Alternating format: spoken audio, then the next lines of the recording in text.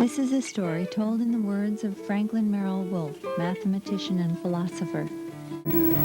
In film shot 40 years ago and other recently recorded footage, Dr. Wolff tells the story of the construction of a granite building 8,000 feet up a mountainside near Lone Pine, California. The idea was to find a place near the tallest mountain in the country. The site of the ashram, once designated a primitive area, has now been restated as a wilderness area. According to Forestry Service regulations beginning 1964, mechanized vehicles and buildings are not permitted in wilderness areas.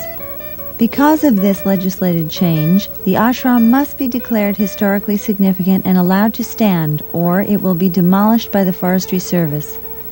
The purpose of this film is to save the ashram, built by Dr. Wolff and his wife Sharifa.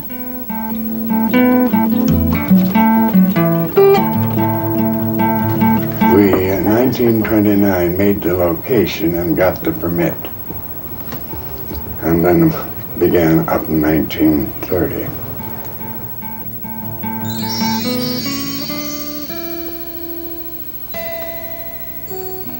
So off and on during the vacations for about 20 years, we worked on that. Well, we enjoyed it, you know.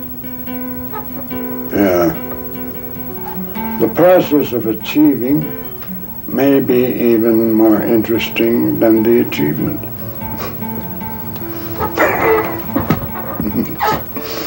We had a lot of fun as well as a lot of hard work.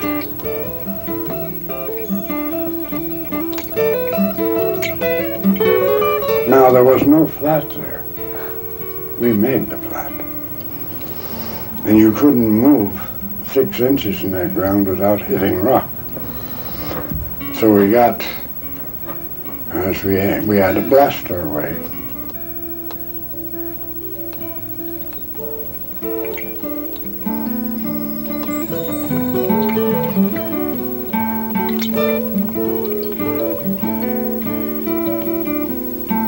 I handled all the dynamite because I was the only one that had any experience with it. And it's not a thing you share with other people. It's got to be in one hand. Or there can be mistakes. Dynamite is moderately sensitive and your percussion cap's very sensitive. Fulminate of mercury should be handled with extreme care. They go off both by percussion and by fire. As the rock was piling up, I got the idea, why not use this to build a building? That's what we did.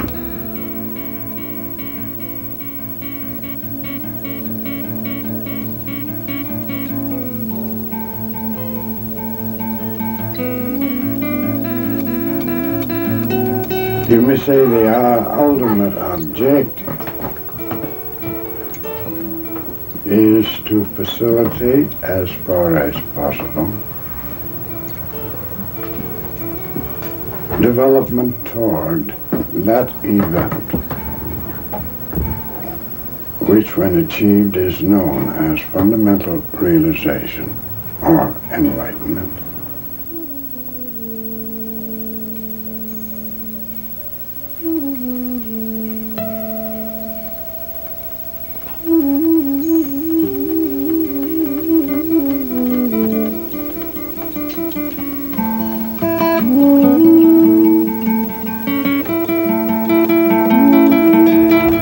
We had evenings, of course, where we met informally, but we had also the periods of serious effort, serious instruction. But it was the joint work of the two of us,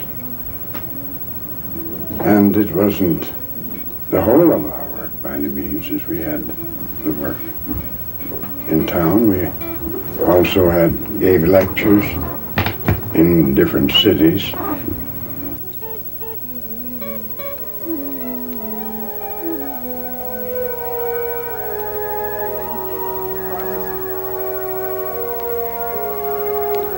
Near the ashram and 2,000 feet lower in altitude, the home of Dr. Wolff welcomes all who find it. A widespread audience attend the regular Sunday gatherings. The soft-spoken scholarly resident warmly greets people from all the continents. Browsing around the office library, one sees that Dr. Wolff is surrounded by volumes of mathematical and mystical literature, portraits of people who inspired him, and just outside the window, the foothills of the Sierra. The combination of earthly pinnacles, lofty ideals, and highly developed concepts keep a dedicated group participating in the weekly meetings regardless of the seasonal adverse weather conditions. In fact, Dr. Wolff's work has recently gained popularity. An increasing proportion of the general public, along with academics, students, and professionals, is recognizing his life's effort in philosophy and mathematics. Many of the people who have taken an interest in Dr. Wolff's writing find their way to the ashram. Almost all hikers return saying the 8,000-foot climb to the ashram is a breathtaking experience. In keeping with the independent, industrious spirit of his life with his first wife, Sharifa, he and his second wife, Gertrude, built his present home when he was 73 years old. Dr. Wolff runs his own generator, getting sufficient electricity to supply his household 12 hours per day. His water source is a nearby stream. He does not use telephone. He goes to town twice a week for supplies and mail, weather permitting. And other than the occasional journey by car, Dr. Franklin Merrell-Wolff remains studiously at home. The exchange of ideas, the peace and surroundings present a haven for students of philosophy. Dr. Wolff invites challenge to his theories and animatedly attends questions and conversation with anecdotes, examples, and remarkably diverse factual associations. He speaks freely and with a generally humorous attitude about his 3 published works: Pathways Through to Space, The Philosophy of Consciousness Without an Object, and Introception. In a short introduction to his philosophy, he jokingly remarks, I managed to survive for 93 years. Yes. My keynote, as it were? Yes. As it is, in fact.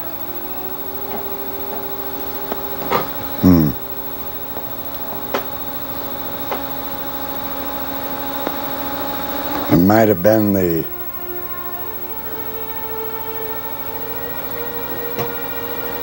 tendency to drive toward the root that awakened in this life. By the root, I mean that from which all comes, which in Indian philosophy in the Vedantic form is Brahm, but that's just a name.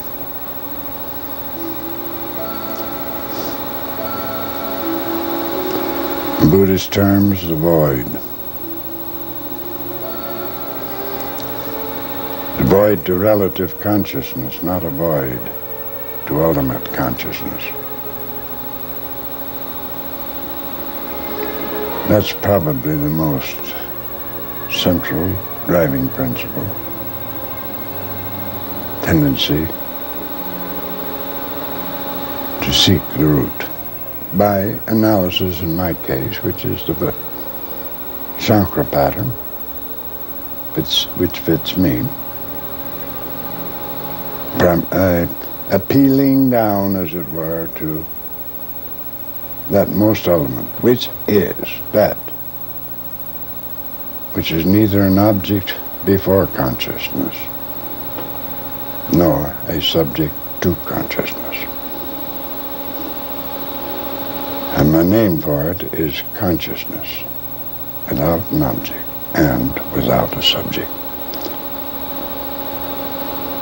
So the ultimate principle is consciousness, but not what we call relative consciousness, but a primary consciousness. So in the ultimate sense, I do reject the unconscious, except in the relative sense, that relative to one state of consciousness, another state may be unconscious, but not from its own point of view. What are those mountains you see up there? What is that? Well, you don't, these are the Sierra Nevada. You don't see any of the named peaks. Yes, they're further back. We're too near to see. Forest supervisor, who had his headquarters at Bishop, passed on it. And you see, I think I still have papers, and we paid every year the amount required. And actually, there was a requirement that a building should be put up, you see, which was done.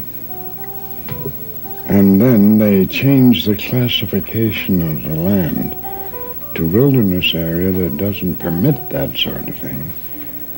And there's a legal question there, whether one's right is not more fundamental than change of classification that follows. I go to the ashram a lot whenever I can. I've gone there for years. You want to describe it? It's made out of stone, and it's in the shape of a cross. The walls are in the shape of a cross, and there's doors at each of the corners and windows on several of the ends of the cross, looking out to incredible views of mountain. And there's an altar in there. I'm interested in spirituality. I've encountered a lot of groups, and this group gives me a good perspective, because a lot of the groups I see are young people who think we know a lot and think we're new. Nobody's ever done this before, you know. And then you come here and these folks have been doing it for a long time.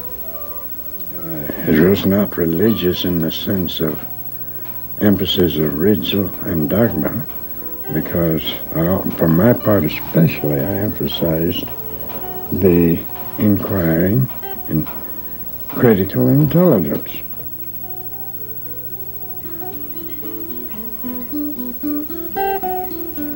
Our ashram up there is a balanced cross. The principle of equilibrium is implied in it. It's not the cross of sacrifice, which is the Latin cross. No, we emphasize the principle of equilibrium.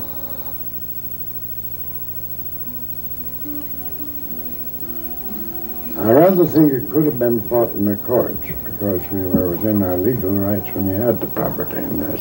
It does not seem to be a principle of equity that if they change classification, that thereby former arrangements become illegal. These are the Sierra Nevada. You don't see any of the named peaks. Yes, they're further back. We're too near to see them.